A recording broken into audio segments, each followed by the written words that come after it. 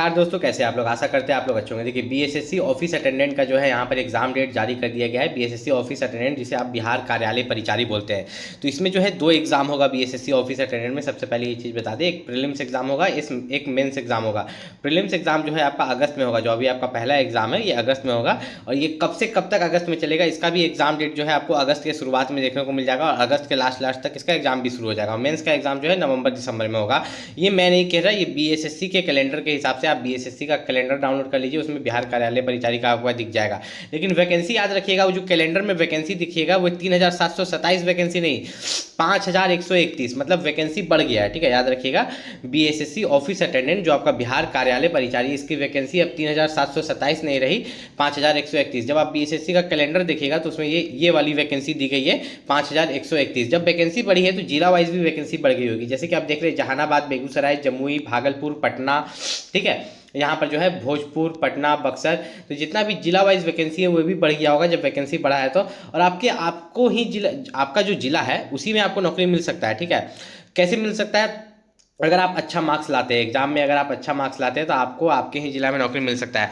कुछ दिनों के अंदर यहाँ पर जो है आपको यहाँ पर पीडीएफ देखने को मिलेंगे। ठीक है, यहाँ पर एक टीचर है जो कि यहाँ पर बीएसएससी ऑफिस अटेंडेंट को लेके वहाँ पर उन्होंने पीडीएफ बनाया हुआ है। सभी एग्जाम्स को लेके पीडीएफ बनाते हैं, तो बीएसएससी ऑफिस अटेंडेंट एग्जाम की भी वो शायद पीडीएफ रेडी कर रहे हैं। तो अगर उनका रेडी हो जाता है तो मैं एग्जाम से पहले आपको ये प्रोवाइड करूँगा। शायद कुछ मिनिमल चार्ज वे लेंगे, हो सके 50 रुपये, 100 रुपये या 120 रुपये तक वे कोई चार्ज ले सकते हैं। लेकिन उसमें जो क्वेश्चंस रहेंगे, ठीक है, क्वेश्चंस वही यहाँ पर तीनों सब्जेक्ट से आपको देखने को मिलेंगे। ठीक है, यहाँ पर अगर बात करें 3 सब्जेक्ट आपको यहाँ पर देखने को मिल रहा है ना। यहाँ पर आपको सामान्य अंक गणित, सामान्य ज्ञान, सामान्य हिंदी, तो तीनों से आप मान के चलिए तो 100 क्वेश्चंस आपको यहाँ पर देखने को मिलेंगे। ठीक है, उस पीडीएफ में तो टोटल 300 क्वेश्चन उस पीडीएफ में आपको देखने को मिलेंगे। और इंग्लिश मीडियम और हिंदी मीडियम दोनों में रहेगा। ठीक है, इंग्लिश मीडियम का पीडीएफ अलग रहेगा, हिंदी मीडियम का पीडीएफ अलग रहेगा, आप उसको जाके परचेस कर सकते हैं।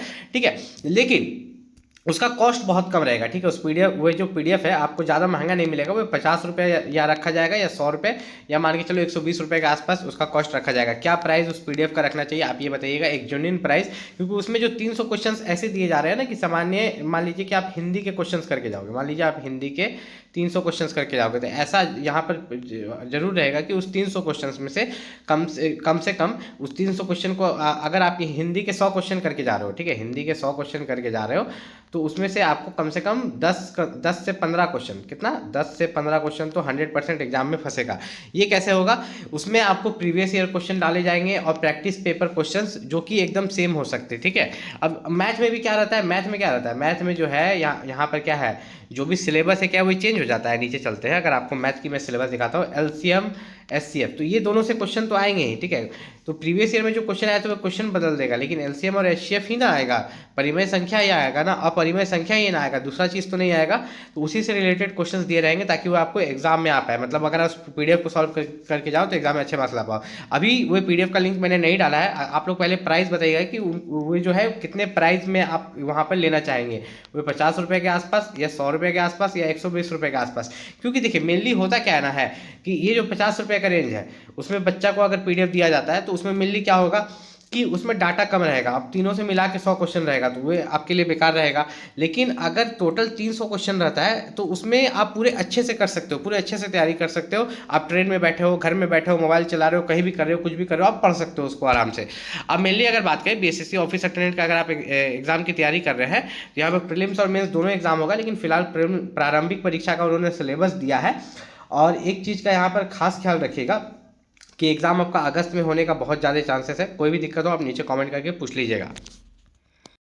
बीएसएससी ऑफिस अटेंडेंट एग्ज़ाम के बारे में अगर बात करें, अगर एक रियलिटी बताए, सच्चाई आपको बताए, तो आपका जो एग्ज़ाम है अगस्त से सितंबर के बीच में ज़रूर हो जाएगा। ठीक है, इतना ऐसा नहीं बोल रहा कि अगस्त में हो जाएगा, लेकिन अगस्त से सितंबर का जो बीच में है कभी भी बीएसएससी ऑफिस अटेंडेंट का एग्ज़ाम आपका ले लिया जाएगा। ठीक है, इस चीज़ का खास ख्याल रखिएगा, इसके लिए आप रेडी रहिएगा। कोई भी दिक्कत हो आप नीचे कमेंट करके पूछ सकते हैं।